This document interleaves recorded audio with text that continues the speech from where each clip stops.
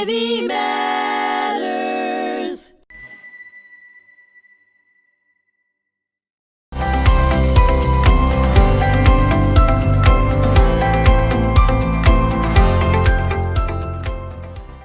So we're back on episode 2 of Inheriting Memory with Alex Teplish, and we ended last episode talking about the stories of his grandparents who survived the Holocaust, and we're going to focus this episode on the advocacy that Alex has done throughout his life and the way that his grandparents' stories have influenced him throughout his life. We'll turn and talk about how your grandparents' stories have influenced you. I know that you've written a book, you have a virtual museum. Can you tell me, I guess we'll start with the book, about why you wrote this book, how you got involved with it? So growing up listening to my grandparents' Holocaust stories, I thought everybody knew about the topic, especially Jewish people. But I realized that it was common, but not as common as I thought. So there was plenty of Jews that didn't have a close relative that experienced the Holocaust, or they left that region years before the war started.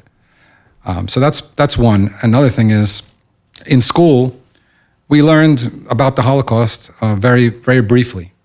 It was more about, this was during the war, and the 6 million Jews were killed, and really, we didn't really learn about survivor testimony, the unique stories that they had, the different countries that it went through. So I was fascinated with the subject. And especially when I listened to my grandfather's testimony to the Shoah Foundation, which was about 3 hours long. He spoke Russian. He had a really good memory. This was in 1996 when he was a bit younger. He had a really good memory. And he remembered specific dates of what happened and what towns they were taken to, and every step of the way of his journey throughout that time, he spoke about during testimony. And I was about 19 when that testimony came out, so that pulled me into the story even more and really kept it lingering in my mind. Fast forward a few years later, I worked on another graphic novel, science fiction graphic novel, but it gave me experience to produce this type of work. And I thought that it would be great to tell my grandfather's story through a graphic novel format. So I produced this book called Survivor Aron's Story, right here. And it's part graphic novel, but it's also part history book. So as I was writing about my grandfather, originally I was only going to tell my grandfather's story through a graphic novel format. But as I was telling his story, I realized that people aren't going to understand how, why, where, when all of these things happened. So I wrote the second part of the book, which is in the back. It's basically summaries of all the historical context. Mm-hmm. Pre-war, during the Holocaust, and then post-war as well. Things like eugenics, propaganda, the rise of the Nazi Party, the Bolshevik or communist revolutions, and then post-war crimes against humanity, the trials that they had against the Nazis. All of these things are very lightly touched on, if at all, in an education system. Mm-hmm. So I felt like if you read my grandfather's story and then you have questions, you can turn to the back of the book and learn about all the historical components. That's great. So it's split between testimony and history, the book. Yes. And did you learn anything specific about like the difference between testimony and history? I know in schools, like when they just give you like these historical facts, it doesn't feel like it's as approachable as like hearing a statement from someone that had lived through it. What did you learn about those two things? Like, and why did you include the history and the testimony together? Yeah, I think they're both important. I think testimony is probably even more important, but I think they're both equally important because in schools, they barely, I mean, at least when I was going to school, they didn't really talk about testimony. It was more, in any part of history, they talk about years, leaders, countries, and what happened in a very general way. Mm-hmm. But when you hear someone's testimony, it's very personal. It's unique and individual. And if you think about 6 million Jews and 5 million others were killed and tortured during the Holocaust, there's all these other people who survived and their stories. Mm-hmm. So every one of them is unique. So it's interesting to hear about what they went through And when you hear about their stories, you actually hear about the cruelty that was inflicted on them by the armies and by the collaborators. You don't learn that in school. You don't even know. You think, okay, if I was a soldier in the opposing army and I was given an order, maybe I'd follow it. I would have no choice. But when they add that layer of cruelty, you could see that it's not just following orders. It's not just a tragedy of war. There's another layer to it, and that's anti-Semitism. Mm-hmm. Yeah. And I feel like showing the story really, it really gives people like an ability to empathize with survivors and what they went through. And it shows that exactly what you're saying, that there is a lack of humanity. There's this anti-Semitism and a dehumanization on top of just the order, just the war. There's a deeper level. And can you explain some of the artistic choices that you made in the book? I know like the pages have like more a muted tone of color. Like I'm wondering, why did you choose this? Yeah, I mean, most comic books, especially like superhero themed, are very colorful and bright. But this was a very somber, tragic story. I wanted the illustrations to be realistic. And the color palette we chose was a mix of old Soviet style to put someone into that era. Mm-hmm. Soviet style. Also, if you see restored photographs, the type of color they use in the restored photographs, I wanted that look and feel in this book, in the story. And I thought that would give the proper effect to experience this tragic time through my grandfather's eyes. Mm-hmm. And you mentioned to me when we were speaking before that you hired Romanian artists to help with this book. Can you tell me about that process and what you learned from that and what the Romanians learned from that? Yeah, it was a complete coincidence, technically, how I met them, because I had my first book, my first graphic novel, which was a science fiction graphic novel. And I actually had a booth at New York Comic Con back in 2013 when the first book came out. And they had their own table at that convention from Romania. The main person from that art studio in Romania came out to New York to present his company. And I happened to meet him at the event and took down his information.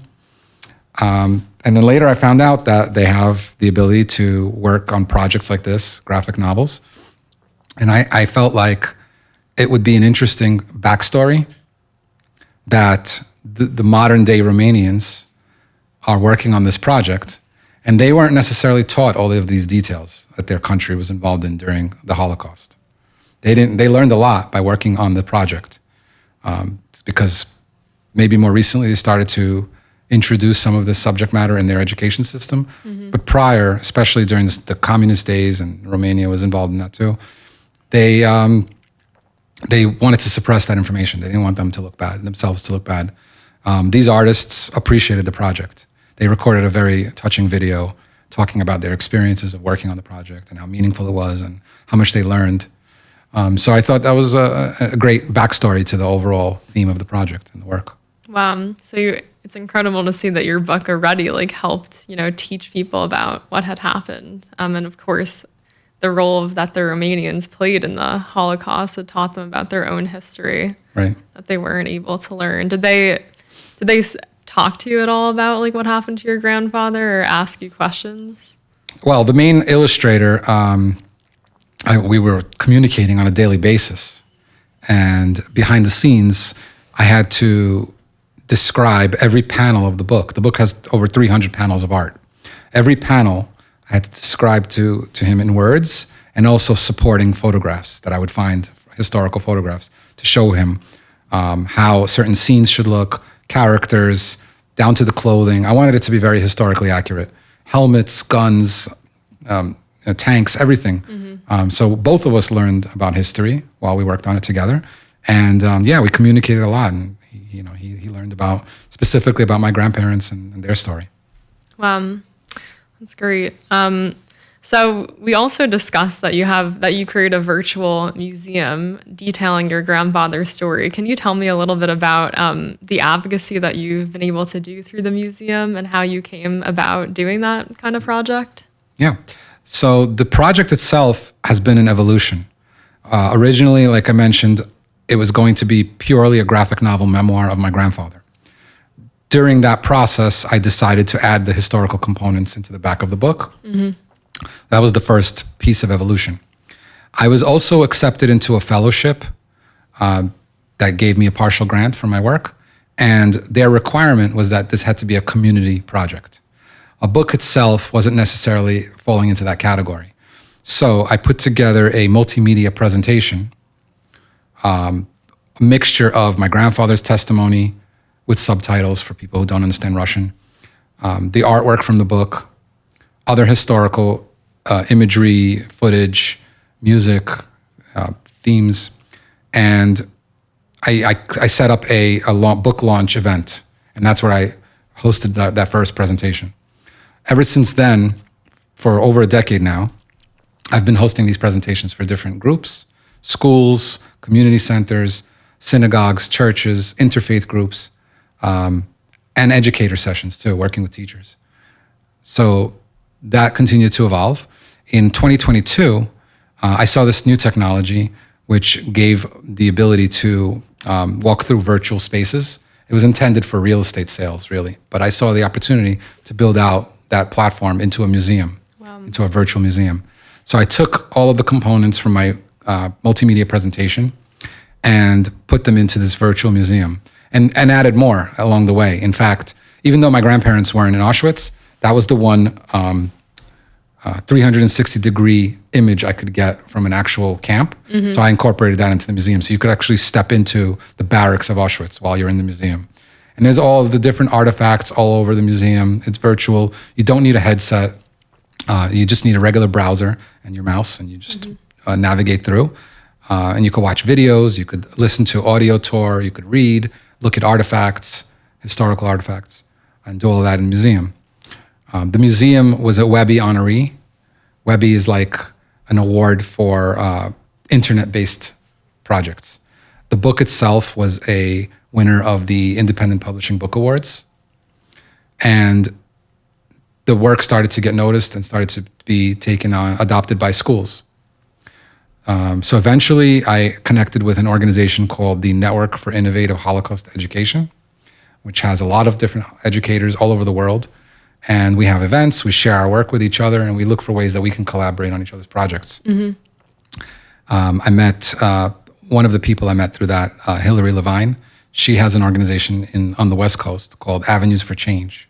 And they educate educators and students about Holocaust and other genocides. So we started working together, and just last year, we worked on a curriculum, a very robust curriculum. Their organization put this together that incorporates the book and the museum. And it's now being taught to educators on the West Coast, in California specifically, through the California Teachers Collaborative. Wow, that's amazing. Yeah, and what kind of things were in the curriculum? The curriculum goes very deep. There are lesson plans based on each exhibit room in the museum. And you could really, it's up to the educators of how deep they have time and they want to go with the subject matter. But there are lesson plans around propaganda and eugenics, around classification of people, around what happened during the Holocaust, pogroms, very important topic, post-war trials and United Nations laws and things like that were inspired by the Holocaust and the war. So all of that is in that curriculum. And it goes very deep. There's so many different levels to it that can be incorporated for, I believe, 6 through 12 grade education. So that's something that's now being disseminated through the California Teachers Collaborative. I actually had the opportunity to go out to the West Coast, work with educators at the USC Shoah Foundation, that's the university there.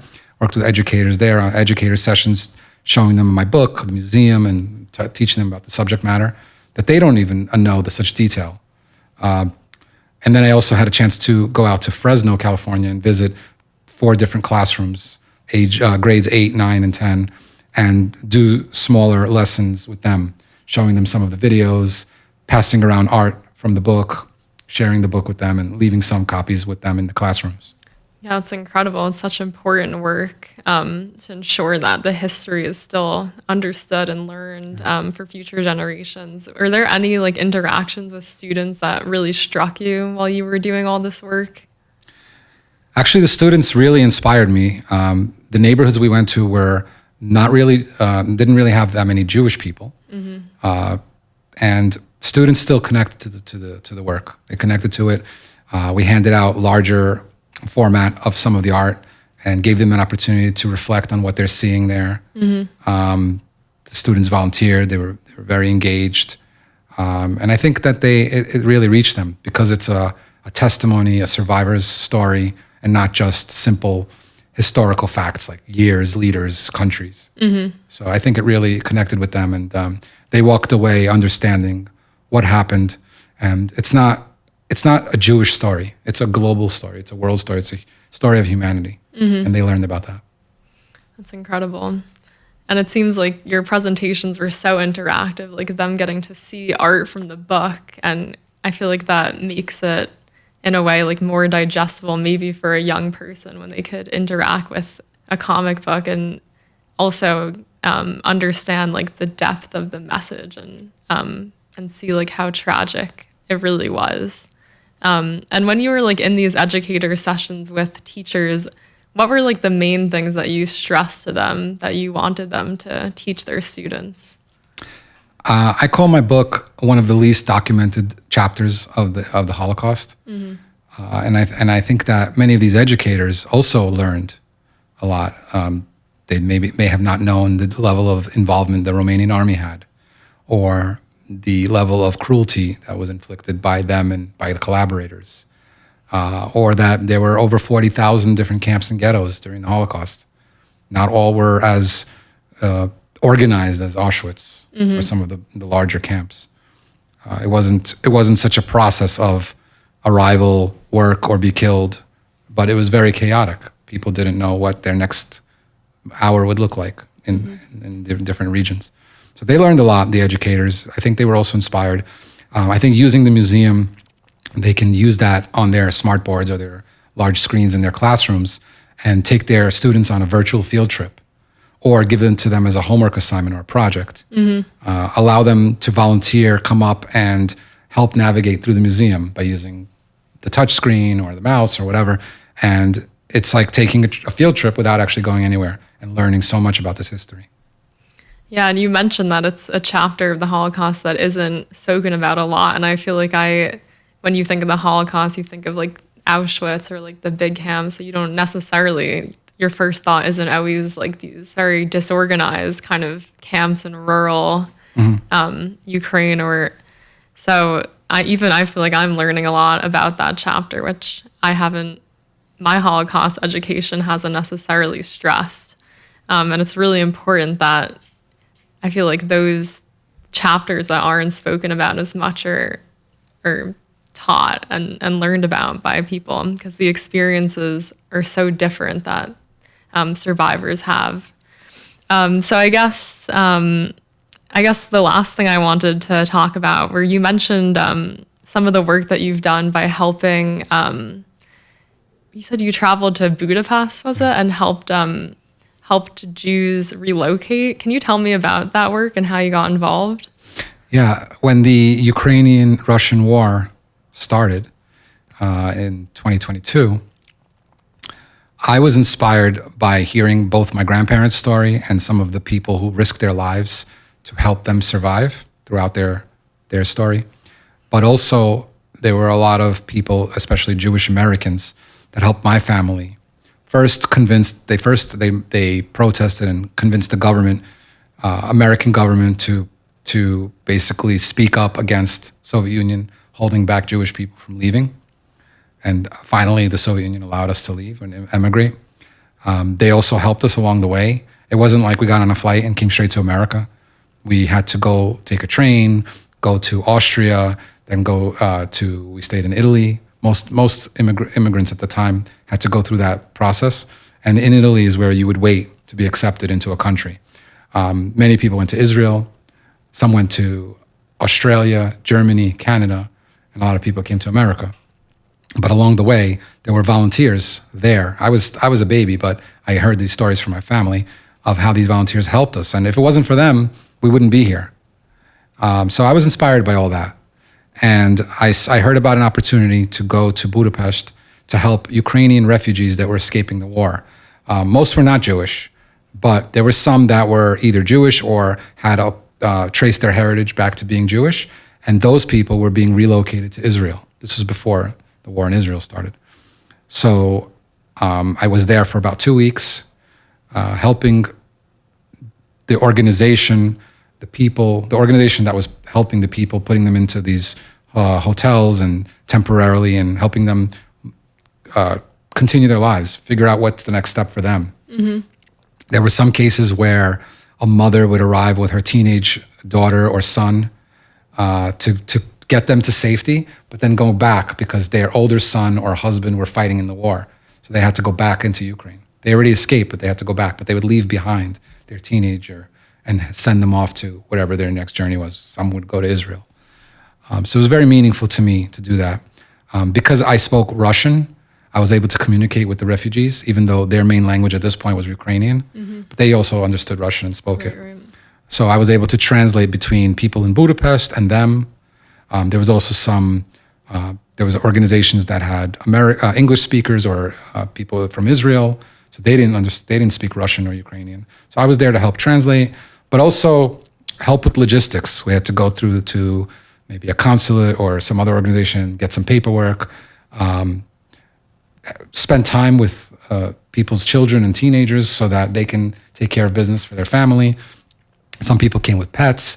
There was so many different logistics involved, and I was kind of involved in all those different pieces to help these people move on with their lives. Wow, it's such incredible work.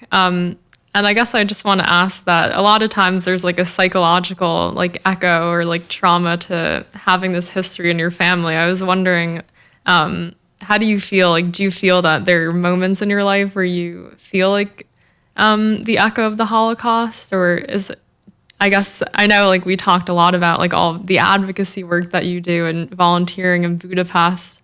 I guess, do you feel what is that like for you, having this history of the Holocaust? And are there moments where you find yourself thinking like that your actions are motivated by that? Yeah, the Holocaust helped me understand humanity and what different people, how they experience life, how governments are formed, the stories of communism, the Soviet Union. There's so much more to it than just saying the Holocaust. Once you understand all the components, you understand that this is human history. It's not just Jewish history. That this is a tragic time where probably more people died than any other tragic time in history, in a compacted amount of years. It helped me understand that. It also helped me understand the dangers of propaganda, which we still experience today through forms of social media, fake news, videos, and things like that. It helped me understand the dangers of communism and different forms of government. But at the same time, it also inspired me to take a step back from my own obstacles in life, appreciate life, appreciate when you're in a safe environment, not being discriminated against. And then most recently, in the last few years, since the war in Israel and the rise of anti-Semitism, it also woke me up and realized that people who were living in Germany before the war were practically like we are in America. They didn't think anything like that could ever happen, and it did. Mm-hmm. So anything's possible, and we have to be vigilant. We have to do our best to do work and put in an effort to prevent these tragic situations for ourselves and for others. And that shows through everything that you've done and through your efforts to educate others and help others. And I guess I just have one more question before we end today. If your grandparents could have like one message for anyone today in the audience, what do you think they'd want people to know? At the end of my grandfather's testimony in the video, he said, "May you never experience the tragedy that we lived through." And that was his wish for his descendants and everyone. So I think that's the case. Luckily, my grandmother is still with us. She's almost 94. Wow. Still lives in the same building that we immigrated to in America. We see each other often. So always learning new things from her and inspired by her. What do you feel that one of the messages that she passes down to you is, like, every day when you see her? Every conversation we have, she says, treasure your health, treasure your life. And really, as long as you're healthy and you can live life, be happy, enjoy it. That's the main thing. Everything else are obstacles. Most people deal with obstacles. There's no such thing as a perfect life. Obviously, we want to avoid tragic situations like they lived through, but there's no such thing as a perfect life. So enjoy and celebrate life while you can. So where can people find the resources that you've produced about the Holocaust? So the book and the museum are available on the website, survivoraronsstory.com. It's Aron with one A. I know a lot of Americans spell it with two A's, but it's one A, survivoraronsstory.com. And the museum is free of charge, available 24/7 on the website. The book can be purchased there. The curriculum that I mentioned is available through the museum. In the museum lobby, there's a poster that you can click on and go straight into the curriculum, which are a whole bunch of PDFs with very detailed questions and activities. But you can also go to the California Teachers Collaborative and find that content there. Well, thank you for tuning into this episode of Inheriting Memory. I appreciate my guest, Alex. Thank you so much for sharing your insights on your life and what it's like to be a third generation and all of the work that you've done. If you've enjoyed exploring the information, history, and story in today's conversation, be sure to check out our other podcasts here on hmTv. Please subscribe, share, and stay connected for more engaging conversations. Until next time, take care and be well.